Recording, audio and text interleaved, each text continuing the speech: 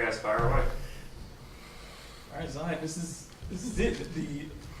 The beginning starts tomorrow in earnest. How excited are you to take the practice court as a professional? I'm very excited. This is what the dream was all about, making it to the league and having an impact, and the impact starts tomorrow. Zion, what have these past few months been like for you, just this whole journey, the city, and just all of that? It's been crazy and fun. Always on the move, but just having fun. I think when people look at what I'm doing, they'll say it's very stressful, but I'm having fun with it. Like in all these meetings, when I'm meeting my new teammates, trying to gel with them, it's a fun process. Because I'm 19. Like 2 years ago, I was just a senior in high school, and now I'm sitting here. So I think about stuff like that, and I'm just. It's a blessing to be here. What are some of your favorite things that you've experienced in New Orleans so far?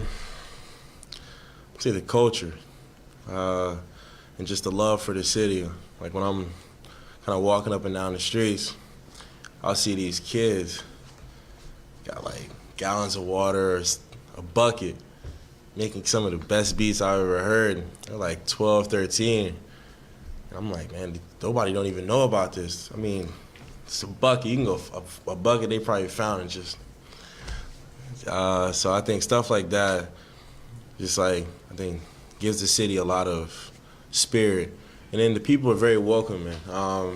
Drew Brees said it best: "If you love the city, they'll love you right back." To be rated before you even play a game, and publications have you as one of the top 50 players in the league.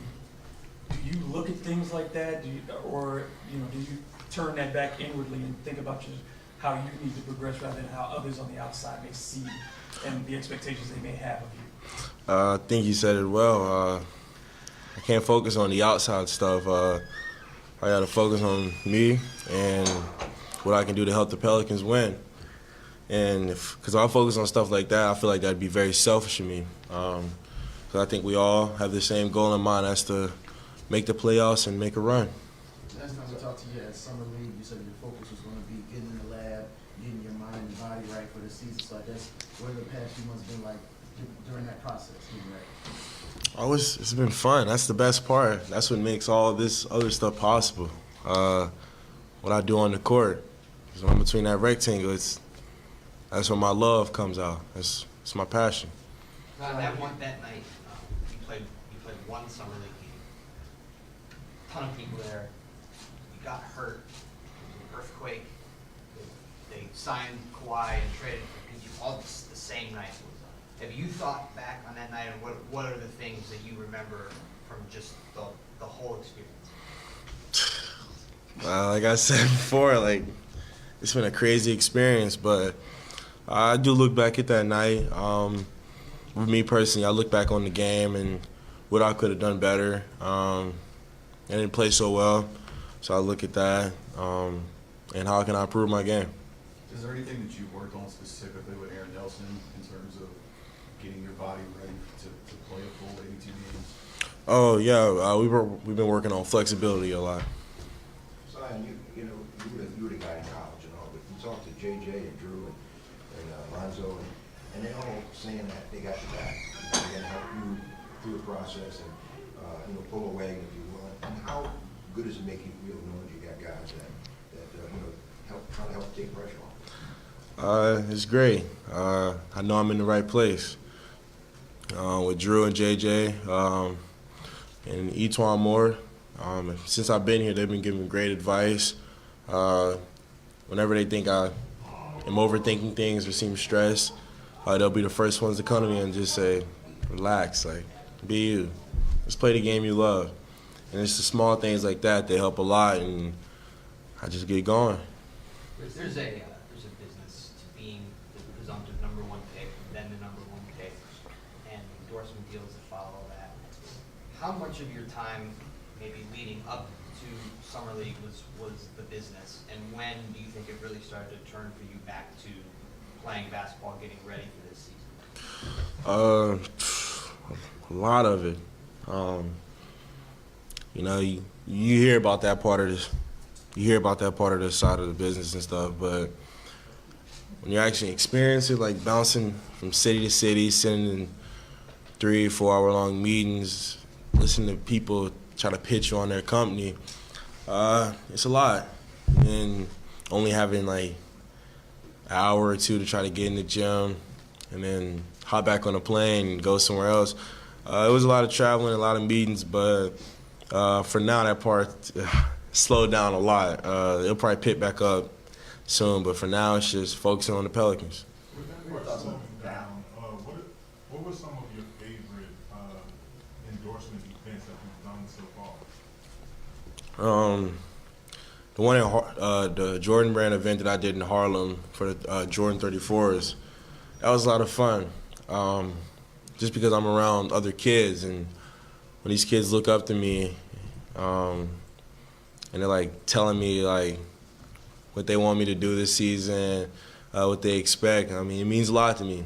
I remember when I was in their position, probably looking up to some other guys and going, man, like I hope they do well this year.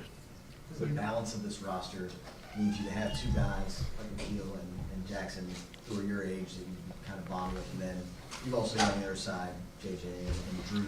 How do you sort of balance that approach, and how helpful do you think that is entering the league with the type of roster like that? It's funny you say that. I think that's one thing different about coming into the league. Like, you know, I have to practice at Duke. What class you got tomorrow? When you finish with classes and stuff?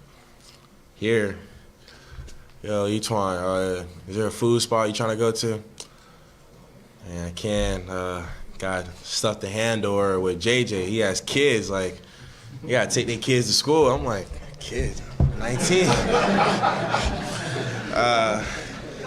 So yeah, it's kind of it's funny, but it's great because you know I'm bonding with people my age, and then got people like JJ, Etwan, and Drew who have been through this for many years and been very successful, and they're giving me their advice. So I think it's a great balance. A lot of it has to do with you, but you're going to be on 30 national games in prime time. And you're going to be in Europe. You're going to be on television in Europe too. Did you ever imagine that at all? And can you just talk about being on TV in Europe?